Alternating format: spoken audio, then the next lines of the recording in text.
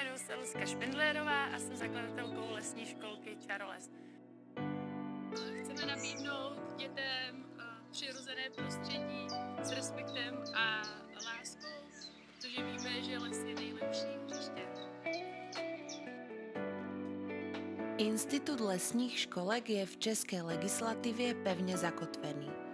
A i když o něm zatím mnoho lidí neví, u nás má dlouhou a krásnou tradici.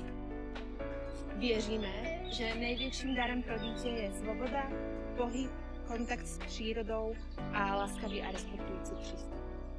Jsem nadšený, že tady ve Svinárech vzniká takovýhle skvělý projekt lesní školky, protože pro děcka je fantastický, když můžou být venku, vzdělávat se vlastně v přírodě.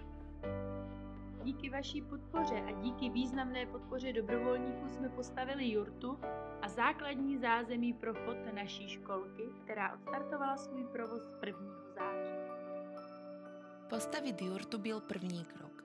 Teď nás čeká ten další, vybudovat venkovní zázemí, které dětem umožní objevovat, hrát si a učit se i tehdy, když počasí nebude zrovna ideální. A právě tady potřebujeme vás, rodiče, přátele, podporovatele. Pomozte nám prosím postavit místo, kde se dětská zvědavost potkává s přírodou.